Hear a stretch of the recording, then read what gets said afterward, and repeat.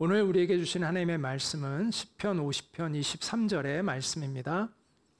감사로 제사를 드리는 자가 나를 영화롭게 하나니 그의 행위를 옳게 하는 자에게 내가 하나님의 구원을 보이리라. 이것은 살아계신 하나님의 말씀입니다.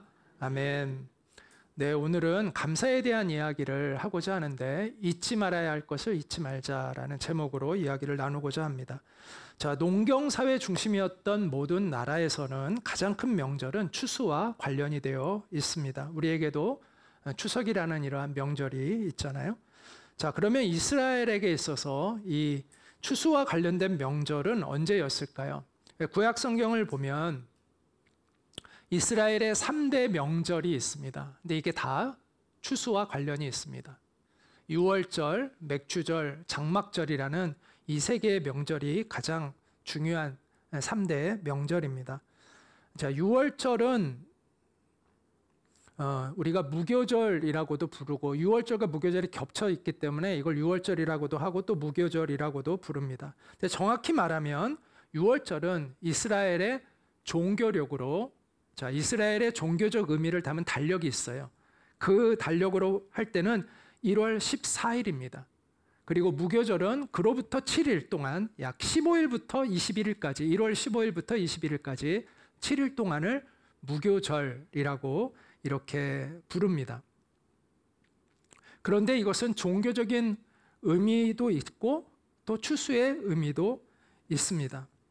자, 유월절의 유래는 여러분이 잘 아시는 분들도 있겠지만 그 이집트에서 이스라엘 백성들이 나오기 전에 하나님이 이제 마지막 재앙으로 이집트 백성들에게 내리신 것은 그 집에 있는 모든 장자들이 다 하나님의 말씀에 불순종함으로 죽는 것입니다. 이스라엘 백성들을 못 나가게 함으로 그러한 재앙을 겪게 되는데 이스라엘의 집 문설주에는 거기에 이 양의 피를 바릅니다. 그러면은 이 죽음의 세력이 가다가 이 피가 있는 곳은 건너갔어요. 그래서 유월이라는 건 건너가다라는 뜻이에요. 지나가다라는 뜻입니다. 그래서 이날을 유월절이라고 이야기를 합니다. 그래서 이제 결국 이집트의 바로 왕이 항복을 하고 이스라엘을 내보내게 되죠. 그래서 그 다음 날부터 이스라엘 백성들이 이제 바로 탈출을 하는데 이 빵을 그 효소를 넣어서 부풀릴 시간이 없어요. 그래서 그냥 효소가 없는 빵을 만들어서 급히 나갑니다. 그래서 그때를 기념해서 무교절, 무교라는 거는 효소가 빠져 있는 빵이라는 뜻이거든요. 그래서 무교, 효소가 없는 빵으로 준비해서 나갑니다. 그래서 무교절은 이렇게 무교병을 먹는 그러한 기간입니다. 자, 지금의 우리 달력으로는 언제냐? 이 일주일이 3월에서 4월 어느 날이에요. 네. 정확하게 이제 그때그때 달라지기 때문에 음력처럼 이렇게 달라지기 때문에 3월과 4월의 한 주간이라고 이렇게 보시면 됩니다. 그 다음에 이제 맥추절의 유래는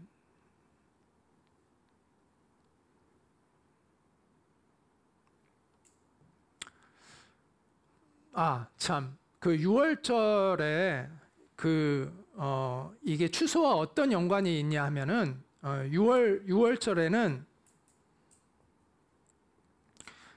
무교절 중간에 7일 동안에 이제 안식일이 껴 있잖아요. 일요일이 안식일이 껴 있잖아요. 그 안식일 토요일이 안식일이죠.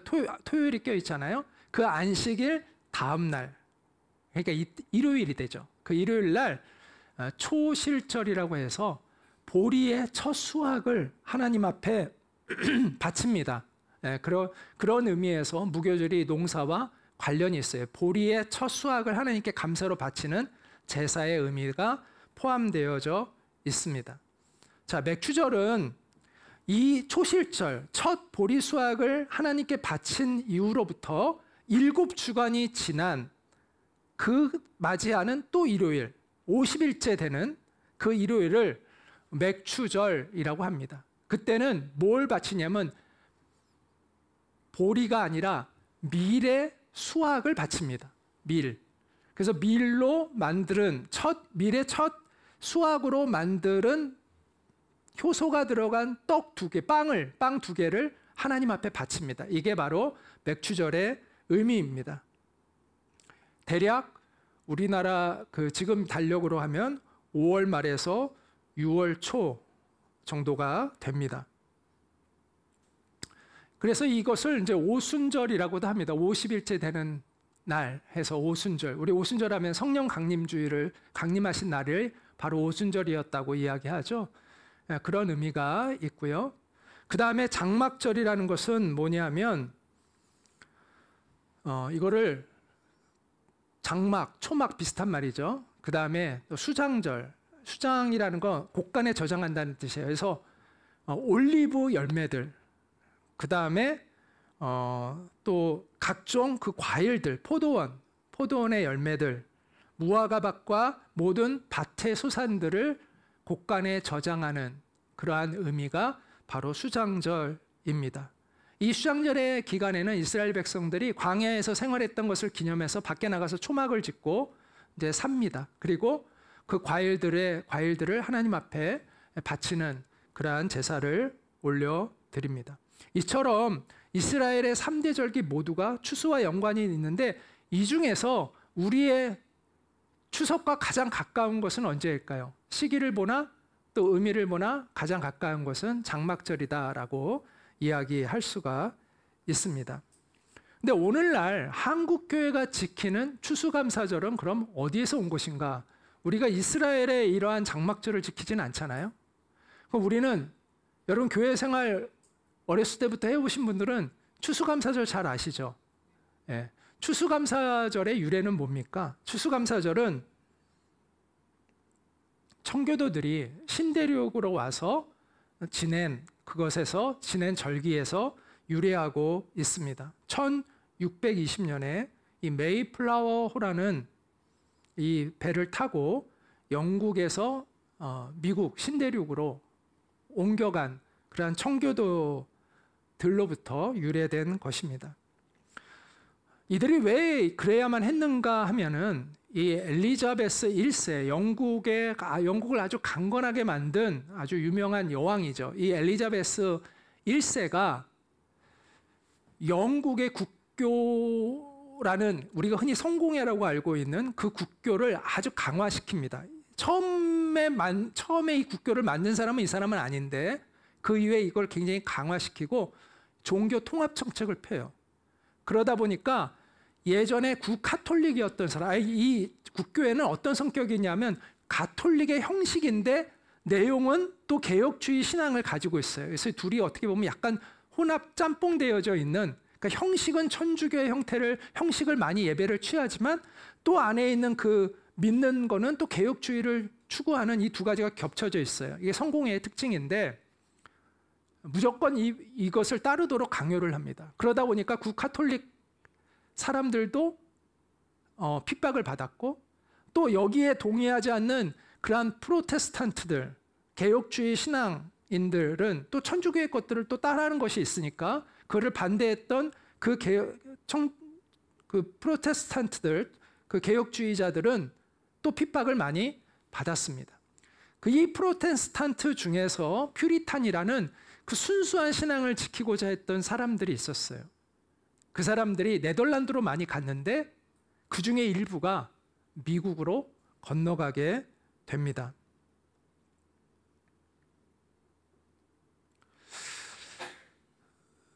그래서 이 102명의 사람들이 메이플라워를 타고 갔는데 겨울에 도착을 해요. 그래가지고 그 추위와 굶주림에 44명이 목숨을 잃습니다. 이 사람들을 우리가 필그림 파더스라고 부릅니다. 필그림은 순례자라는 뜻이고 파더스는 조상이라는 뜻이죠. 순례의 조상들이라는 의미인데 이 사람들을 그렇게 부릅니다. 근데 인디언들이 와서 그 사람들을 도와줘요. 옥수수도 갖다 주고 농사법을 알려줘요. 그래서 다음 해부터는 그들이 농작물을 거두어서 생존을 하게 됩니다. 그리고 자기를 도와줬던 인디언들을 초청해서 칠면조 고기를 구워 먹고 한 것이 바로 이 미국의 추수감사절의 유래입니다. 그런데 이게 왜 오늘날 우리 한국 교회의 추수감사절이 됐을까요? 미국의 추수감사절이. 그 이유는 선교사들 때문입니다. 미국의 선교사들이 많이 와가지고 자기네들의 전통을 한국에다가 이식을 한 거예요. 그런데 저는 우리가 왜 미국의 추수감사절을 굳이 지킬 필요가 없다라고 생각을 합니다. 이 필그림 파더스가 우리의 조상도 아닌데 우리가 미국의 추수감사절을 한국 교회가 지켜야 되나? 지금은 뭐 선교사들이 있는 것도 아닌데 저는 그렇게 생각을 해요. 그리고 실제로 저같이 생각하는 목회자들도 있어요. 그래서 어떤 교회들은 미국의 추수감사절을 안 지내는 교회들도 점점 있어지고 있습니다. 그래서 제가 추수감사절을 따로 안 지키는 거예요. 근데 중요한 것이 있어요. 우리가 지금 이스라엘의 장막절도 안 지키는데 갑자기 미국의 추수감사절을 지킬 필요는 없잖아요. 그렇죠? 근데 그럼에도 불구하고 이 정신, 장막절의 정신, 유월절과 맥추절과 장막절의 정신, 추수감사절의 정신이 있어요. 그게 뭐죠? 감사의 정신이에요. 이거는 우리가 계승해야 된다는 거죠.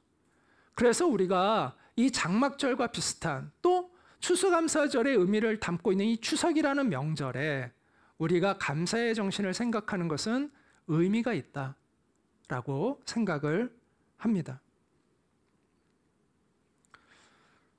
시편 50편 23절은 이렇게 말씀합니다. 우리 같이 읽겠습니다. 시작. 감사로 제사를 드리는 자가 나를 영화롭게 하나니 그의 행위를 옳게 하는 자에게 내가 하나님의 구원을 보이리라. 자, 하나님을 예배하는 삶을 산다는 것은 하나님께 감사하는 삶을 산다는 것과 같은 맥락입니다. 그리고 그것이 어떤 행위라고요? 옳은 행위라고 알려줍니다. 하나님 앞에서 옳은 행위가 하나님께 감사하는 것이라고 이야기를 합니다.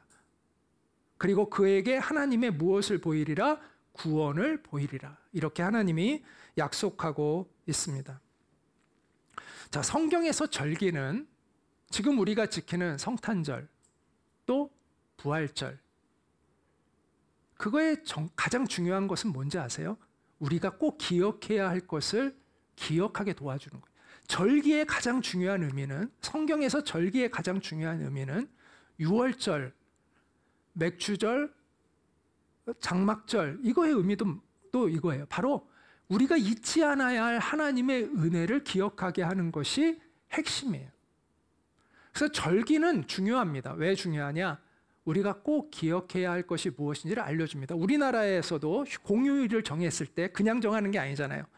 우리가 우리나라 사람이라면 꼭 기억해야 할 날들, 물론 아닌 것도 있지만 대부분 굉장히 중요한 의미를 가지고 있는, 우리가 반드시 기억해야 할 그 날들을 정합니다. 그렇죠?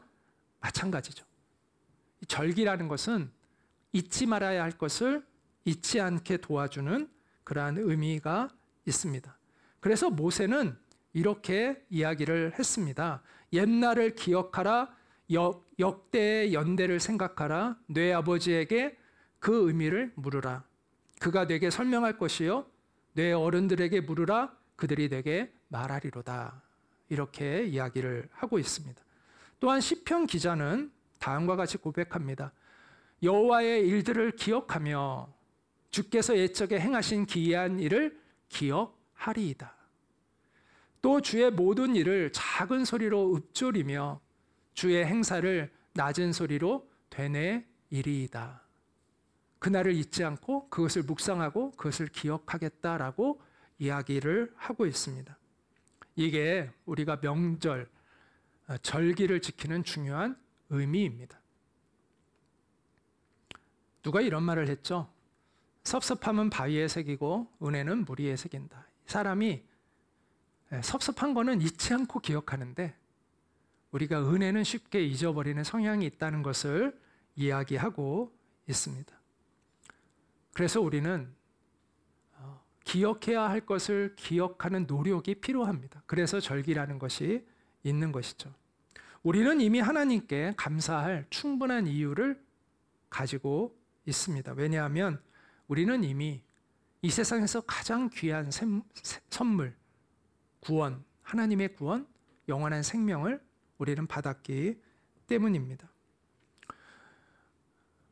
올해 어떤 분은 감사할, 세상적으로도 감사할 제목이 많이 있는 분도 있을 겁니다. 사업도 잘 되고, 또 자녀도 뭐 결혼을 하고, 또 뭐 아기를 낳고, 또 자녀가 또 좋은 곳에 취직하고, 이래서 감사가 넘치는 분도 있을 겁니다. 또 어떤 분은 감사할 조건이 세상적으로 보면 하나도 없어 보이는 것처럼 여겨지는 분도 있을 겁니다. 사업도 부진하고, 자녀들에 대한 걱정도 많고, 또 내가 원했던 일들이 잘 이루어지지 않아서 또 마음에 많이 힘든 그런 분도 있을 겁니다. 하지만 그 모든 사람에게, 우리는 모든 사람에게도, 모든 우리에게는 하나님께 이미 감사할 충분한 이유가 있습니다. 비록 이 세상에서는 어렵고 힘들어도 우리는 이미 하나님께 감사할 충분한 이유를 가지고 있습니다. 주님의 십자가의 은혜는 우리의 모든 고통을 채우고도 남는 은혜이기 때문입니다. 릭 워렌이 쓴 목적이 이끄는 삶이라는 책에 보면 이런 말을 쓰고 있습니다. 만약 하나님이 다른 것은 하나도 해주지 않으셨다 치더라도 예수님이 십자가에서 우리를 위하여 해주신 것만으로도 우리는 남은 삶 동안 그분을 찬양하기에 합당하다, 이렇게 이야기를 하고 있습니다. 우리는 무엇을 하나님께 감사해야 할지를 고민할 필요가 없는 사람들입니다. 이미 우리는 하나님의 넘치는 은혜를 받은 사람들이기 때문입니다. 내가 주님을 위해서 무엇을 해야 할까를 아는 것도 필요하지만 그보다 더 중요한 건 뭘까요? 주님이 나를 위해서 무엇을 하셨는지를 아는 것입니다. 그걸 알 때 비로소 우리는 감사할 수 있고요. 어떤 상황에서든. 그리고 그것을 알 때 우리가 어떻게 살아야 하는지를 알 수 있고요. 또 그것을 알 때, 주님이 나를 위해서 무엇을 하셨는지를 알 때 나도 무엇을 하며 살아야 하는지를 알게 되는 것입니다. 주님께서 무엇을 하셨습니까? 우리의 죄를 대신해서 십자가의 길을 걸어 가셨습니다. 우리가 잘 아는 대로 그 길은 극심한 고난의 길이었습니다. 온갖 수치를 당하는 것이었습니다. 조롱을 당하고 뺨을 맞고 또 머리를 주먹으로 맞고 온 몸에 채찍질을 당하고 십자가에 달려서 손과 발에 못을 박히고 숨을 내쉴 수가 없어서 그 고통스러운 손목과 발목에 힘을 줘서 몸을 일으켜서 숨을 내셔야 하는 것을 6시간이나 반복해야 했던 그 극심한 고통, 그래서 결국은 견디지 못하고 심장이 터져서 죽은 그러한 고통을 그분은 겪어야 했습니다.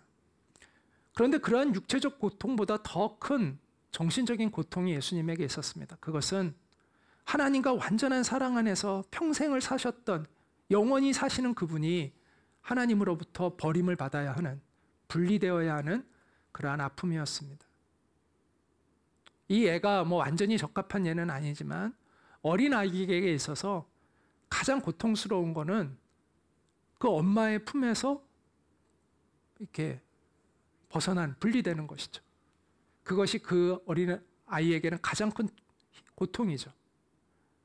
이게 완전한 비유는 아니지만 그처럼 사랑으로 완전히 하나 되어 연결되어 있는 그 하나님으로부터, 하나님 아버지로부터 예수님이 분리되는 것은 정신적인, 영적인 엄청난 고통이었습니다. 그것을 예수님이 감당하시고 우리를 구원해 내신 것이죠. 그래서 예수님의 십자가는 하나님과 우리 사이를 회복하게 하는 화목 제물이 되었다라고 이야기를 합니다. 자, 우리가 이 은혜를 생각할 때 아까도 얘기한 대로 우리는 무엇을 해야 하고 우리는 어떻게 살아야 하는지를 알게 됩니다. 우리가 어떻게 살아야 되죠? 예수님의 것으로 살아야 합니다. 우리가 무엇을 하며 살아야 되죠? 예수님의 이 사랑과 이 은혜를 전하는 그러한 삶을 살아야 합니다. 물론 우리가 아무리 애쓰고 수고를 한다 하더라도, 우리가 주님 앞에 우리를 다 드린다 하더라도 우리는 주님의 은혜를 갚을 수 없습니다. 그래서 저는 우리가 주님의 은혜를 갖기 위해서 주님을 위해서 살자라고 말씀드리고 싶지 않습니다. 왜냐하면 주님의 은혜는 이미 갚을 수 없는 은혜이기 때문입니다. 은혜라는 것이요, 이미 갚을 수 없다라는 걸 전제로 합니다. 갚을 수 있으면 더 이상 은혜로 남아있지 않겠죠. 내가 충분히 갚아줬는데 뭐. 근데 은혜로 남아있다는 건 뭐예요? 갚을 수 없다는 거예요. 우리가 주님 앞에 주님의 그 은혜를 우리가 갚기 위해서 그분을 위해서 사는 게 아닙니다. 그럼 왜 우리는 그분을 위해서 살아야 할까요? 그것보다 더 가치 있는 삶이 이제는 나에게 없기 때문에 그렇게 사는 것입니다. 우리가 아무리 노력해도 그 은혜를 다 갚을 수 없습니다. 그럼에도 불구하고 우리가 주님을 위해서 살아가는 것은 주님을 위해서 사는 것보다 더 가치 있는 것을 이제는 우리가 발견할 수 없기 때문에 그렇게 사는 것입니다. 그런 사람이 그리스도인이라고 말할 수 있습니다. 우리의 예배가 거짓되지 않다면, 우리의 고백이 거짓되지 않다면, 주님을 향한 우리의 믿음이 거짓되지 않다면 우리의 선택은 분명하죠. 우리 자신을 주님 앞에 드리는 것입니다. 아까도 얘기했지만 은혜를 갚는 차원에서가 아니라 그분을 위하여 살지 않고는 우리가 그 어떤 의미도 발견할 수 없기 때문에 더 이상 우리가 그분을 위해서 살게 되는 것입니다. 비록 안락함과 편리함을 추구하는 이 세상의 문화 한복판에서 우리가 살아가고 있지만 우리가 우리 자신을 그리스도인이라고 말하는 이상 우리의 삶은 주님의 고귀한 그 희생에 합당해야 합니다. 그래서 우리 그리스도인들에게 있어서 잠깐만요. PPT가 우리 그리스도인들에게 있어서 어떤 주의가 필요하다면, 어떤 사상이 필요하다면 그것은 바로 십자가 중심주의라고 이야기할 수가 있습니다. 그걸 영어로는 크루시센트리즘이라고 얘기합니다. 크루시라는 것은 십자가라는 의미예요. 십자가 중심주의입니다. 십자가는 우리를 위해 아낌없이 자신을 내어주신 주님의 진한 사랑의 핏자국이 얼룩져 있습니다. 십자가 중심주의는 내 삶의 모든 사고와 행위를 그 십자가 중심에 두고 살아가는 것입니다. 그 하나님의 놀라운 사랑과 그 은혜에 감사하며 살아가는 것을 의미합니다. 그리고 나를 그렇게 진실히 사랑하신 주님을 나도 진실히 사랑하며 살아가는 것을 의미합니다. 그래서 주님의 뜻을 따르는, 주님을 따르는 길을 선택하며 사는 것이 바로 십자가 중심주의라고 이야기를 할 수가 있습니다. 그러면 이 십자가 중심주의의 사상을 가지고 우리가 살아간다는 것은 어떻게 살아가는 것일까요? 그 살아가는 방식이라는 것이 어떤 것일까요? 자, 첫째는 매일 아침에 십자가를 바라보는 것으로 하루를 시작하는 것입니다. 매일 아침에 눈을 뜨면 여러분 어떤 마음과 생각으로 하루를 시작합니까? 수많은 걱정거리들, 해야 할 일들, 또 스마트폰이 알려주는 그러한 오늘 처리해야 될 일들, 이런 것들이 우리의 생각을 먼저 사로잡죠. 하지만 십자가 중심주의로 살아간다는 것은 하루를 시작할 때 제일 먼저 주님의 십자가를 바라보며 하루를 시작하는 것을 의미합니다. 주님, 제가 오늘도 살아가는 이유는 주님의 십자가의 은혜 때문입니다. 오늘 하루도 주님의 십자가를 바라보며 살게 해주세요 라고 기도하면서 우리가 하루를 시작하는 것, 그것이 십자가 중심주의의 삶의 실천 가운데 하나일 수 있는 것이죠. 자, 또 하나는 관계 속에서 십자가 정신을 실현하는 것입니다. 우리가 사람을 대할 때 어떤 마음으로 대합니까?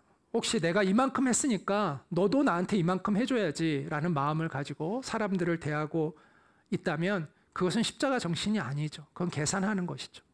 주님의 십자가는 계산이 없는 사랑입니다. 주님은 우리에게 내가 너에게 이만큼 했으니까 너도 나에게 이 정도는 해야지 라고 말씀하시지 않습니다. 예수님은 우리가 아무것도 갚을 수 없다는 걸 아시면서 우리를 위해 자신을 내어 주셨습니다. 내가 부당하고 억울한 일을 당할 때, 내가 손해보고 희생을 강요받을 때 주님의 십자가를 생각하십시오. 주님은 아무 죄도 없으셨지만 우리를 위해 그 죄를 대신 짊어지셨습니다.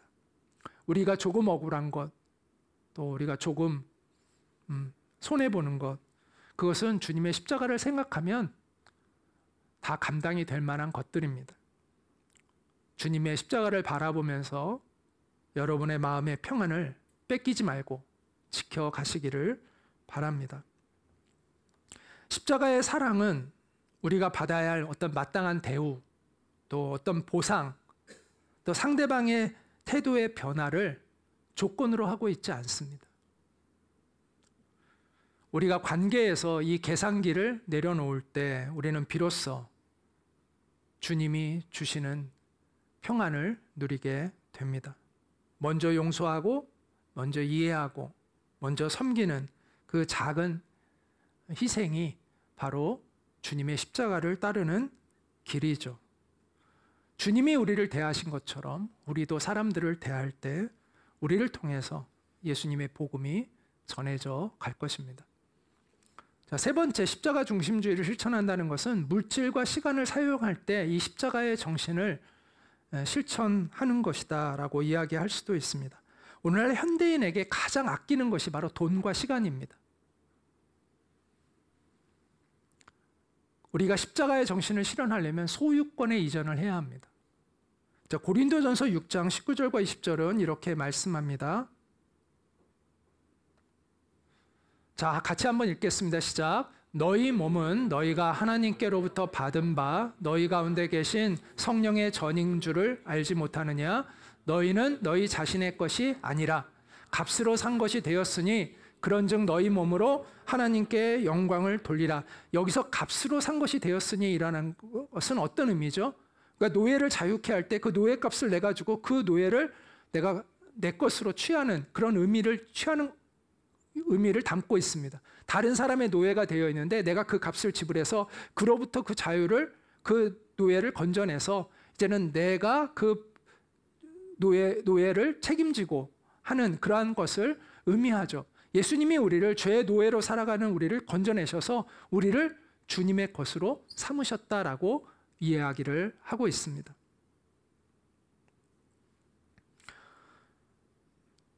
자, 우리의 삶의 소유권이 바뀐 것이죠.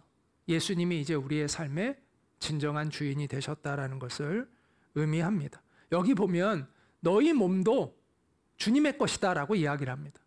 자, 우리의 몸도 주님의 것인데 하물며 우리가 가진 물질, 우리가 누리고 있는 시간, 그럼 말할 것도 없죠. 그건 주님께 받은 것이죠. 그래서 십자가 중심주의는 이 소유권의 전환을 의미합니다. 내가 그걸 인정하는 거예요. 나는 이제 주님의 관리자다. 내 모든 것은 주님의 소유이고 나는 그분의 선한 청지기로 살아간다라는 그러한 의식을 가지고 살아가는 것을 의미합니다. 이것은 우리의 삶의 모든 것을 바꿉니다. 우리는 돈이 내 돈이라고 생각해요. 근데 이것은 내 돈이 아니라 주님이 내게 맡기신 돈이다. 시간 내 마음대로 우리는 쓴다고 생각하는데 이 시간도 주님이 나에게 허락하신 시간이고 맡기신 시간이니까 내가 이것을 주님 앞에서 써야 된다라는 그러한 의식을 하게 됩니다. 내 인생 내 것이 아니라 주님의 것이니까 내 인생을 주님의 뜻에 합당하게 그렇게 잘 관리해야 되겠다라는 생각을 갖게 되는 것이죠. 그러므로 우리가 돈과 시간을 사용할 때 주님의 선하신 뜻을 우리가 묻고 그 뜻에 합당하게 그것들을 사용하는 훈련이 필요합니다. 이게 바로 십자가 중심주의를 실천하는 것이죠. 자, 마지막으로 십자가 중심주의의 실천은 고난 속에서 우리가 십자가를 끝까지 붙드는 것입니다. 우리가 이 세상을 살면서 고난을 겪습니다. 그리고 때로는 우리가 십자가의 길을 따르기 때문에 오히려 더 큰 어려움을 당할 때도 있습니다. 우리 중에도 지금 고난의 시간을 보내고 있는 분들이 있을 겁니다. 질병으로 고통받는 분도 있고, 또 경제적 어려움으로 또 밤잠을 자기 어려워하는 분도 있고, 또 가족 간에 또 다른 사람과의 관계 때문에 상처를 입고 또 좌절감에 있는 분도 있을 것입니다. 또 자녀들의 문제로 또 근심하고 눈물 흘리는 분도 있을 것입니다. 이러한 고난의 순간에 우리는 어떻게 해야 합니까? 우리는 더욱 십자가를 굳게 붙들어야 합니다. 왜냐하면 우리가 십자가를 붙들 때 우리는 소망을 찾게 되고 또 이 고난의 의미도 알게 됩니다. 우리가 그냥 의미 없이 고난을 당하는 것과 의미가 있는 고난을 당하는 것은 차원이 다릅니다. 우리가 십자가를 바라볼 때 우리는 선한 의미를 발견할 수 있습니다. 예수님의 십자가의 고난은 무의미한 시간이 아니었습니다. 우리를 구원하기 위한 하나님의 계획이었습니다. 마찬가지로 우리의 고난도 하나님 안에서 의미 없는 것이 아닙니다. 로마서 8장 28절은 이렇게 말씀합니다. 우리가 알거니와 하나님을 사랑하는 자 곧 그의 뜻대로 부르심을 입은 자들에게는 모든 것이 합력하여 선을 이루느니라. 우리는 이것을 믿어야 합니다. 십자가를 붙들 때 우리는 알게 됩니다. 이 고난은 우리를 망하게 하는 고난이 아니라 우리를 성장시키고 하나님의 선한 뜻을 이루게 하는 고난이 될 수 있다는 것을 우리는 알게 됩니다. 우리가 이 고난에 어떻게 반응하느냐, 우리가 이 고난을 통해서 주님 앞에 어떻게 반응하느냐에 따라서 이 고난이 비록 우리의 실수로 왔다 하더라도 주님의 나라를 위해서 겪는 고난이라면 말할 것도 없고, 비록 우리의 실수와 우리의 연약함 때문에 당하는 고난이라 할지라도 이 고난을 통해서 우리가 주님을 바라볼 수 있다면 이 고난은 소망의 고난으로 바뀌는 것입니다. 바울은 로마서 5장 3절과 4절에서 이렇게 얘기했습니다. 우리가 환난 중에도 즐거워하나니. 환난은 인내를, 인내는 연단을, 연단은 이렇게 빚어준다는 거예요. 하나님의 사람으로 빚어진다는 의미예요. 그 연단은 소망을 이루는 줄 알미로다. 이렇게 이야기를 하고 있습니다. 어떻게 고난이 하나님의 손길 안에서 소망이 될 수 있는가의 단계를 이렇게 잘 설명해 주고 있어요.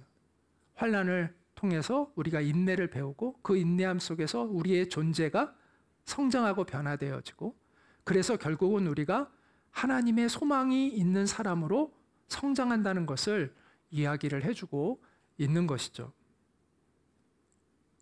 이것은 고난 자체가 좋다라는 뜻이 아닙니다. 고난은 고통스러운 것이죠.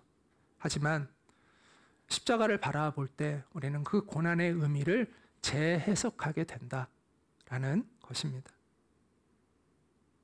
그래서 이 고난이 우리를 파멸시키는 고난이 아니라 우리를 성장시키는 의미 있는 고난이 된다는 것을 우리가 확신하게 된다라는 것이죠. 우리가 금에 있는 불순물을 제거해야 순금이 나오잖아요. 그래서 불이라는 것을 통해서 불순물을 제거해서 순금이 되잖아요. 마찬가지로 우리의 믿음도 고난이라는 과정을 통해서 우리의 믿음이 순수해지고 또 견고해집니다. 그러므로 우리는 고난 속에서 절망하지 않습니다. 왜냐하면 주님의 십자가를 통해서 고난이 하나님의 손길 안에서 우리를 아름답게 만들 수 있다는 것을 알고 있기 때문입니다. 십자가는 고난 너머에 부활이 있다는 것을 보여줍니다. 십자가는 하나님께서 가장 어두운 순간조차도 하나님의 그 구원의 통로로 사용할 수 있다는 것을 우리에게 알려줍니다. 십자가를 붙들고 세상을 이기는 우리 모두가 될 수 있기를 소망합니다. 앞에서 이미 강조했지만 우리는 이미 충분히 하나님께 감사할 이유를 가지고 있는 사람들이다라고 말씀을 드렸습니다. 우리는 십자가의 은혜로 구원을 받은 사람들이기 때문입니다. 우리는 이 세상에서 수많은 도전에 직면하며 살고 있습니다. 그래서 때로는 흔들립니다. 그러나 십자가를 바라볼 때 우리는 다시 중심을 세울 수 있습니다. 중심을 가질 수 있습니다. 바울은 이렇게 고백합니다. 같이 한번 읽겠습니다. 내가 그리스도와 함께 십자가에 못 박혔나니 그런즉 이제는 내가 사는 것이 아니요 오직 내 안에 그리스도께서 사시는 것이라. 이제 내가 육체 가운데 사는 것은 나를 사랑하사 나를 위하여 자기 자신을 버리신 하나님의 아들을 믿는 믿음 안에서 사는 것이라. 이게 바로 십자가 중심주의의 고백인 것이죠. 우리가 정말 이러한 정신을 가지고 살아간다면 주님 앞에 우리가 올려드리는 그 감사와 찬양을 멈추게 할 수 있는 상황과 환경은 없을 겁니다. 우리가 주님의 십자가를 바라보면 우리는 어떤 상황에서든 어떤 환경에서든 주님께 감사하고 찬양하는 믿음의 삶을 살아갈 수 있을 겁니다. 부디 잊지 말아야 할 것을 잊지 않는 우리가 되기를 바랍니다. 우리 주님은 어떠한 상황에 있든지 우리가 어떤 환경에 있든지 감사와 찬양과 경배를 받기에 합당하신 분이십니다. 그리고 그분을 위하여 살아가는 것은 우리가 누릴 수 있는 가장 큰 특권입니다. 그런 우리를 통해서 주님의 영광을 받으실 겁니다. 어떤 상황에서든 주님께 감사와 찬양을 올려드리는 우리를 통해서 주님은 영광과 기쁨을 받으실 겁니다. 그리고 주님은 그런 우리에게 힘이 되어 주시고 또 우리의 영원한 구원의 반석이 되어 주실 것입니다. 우리 같이 다시 한번 이 믿음의 이 말씀을 다시 한번 우리 가슴에 새겼으면 좋겠습니다. 같이 한번 읽어볼까요? 시작. 감사로 제사를 드리는 자가 나를 영화롭게 하나니 그의 행위를 옳게 하는 자에게 내가 하나님의 구원을 보이리라. 아멘. 네, 우리 같이 기도하도록 하겠습니다. 우리가 먼저 하나님께 감사하는 기도를 드렸으면 좋겠습니다. 우리를 구원하신 주님께 감사하고 또 우리를 성장되게 하시는 주님께 감사하고 주님을 알아가는 그 큰 기쁨을 우리에게 주신 주님께 먼저 감사했으면 좋겠습니다. 그리고 우리가 믿음의 고백을 했으면 좋겠습니다. 우리가 비록 어려움 속에 있고 어떤 어려움, 환난과 또 힘듦이 있다 할지라도 우리 주님 안에서 이 모든 것이 선으로 바뀌어서 내가 주님 앞에 바로 서는 사람이 되게 하시고 하나님의 뜻을 이루어가는 사람이 되게 하여 주실 것을 믿습니다. 주님 저를 옳은 길로 이끌어 주시고 주님께 쓰임받는 그러한 사람으로 내가 성장해 갈 수 있도록 주님이 도와 주시옵소서라고 우리 시간 같이 합심해서 잠시 기도하도록 하겠습니다.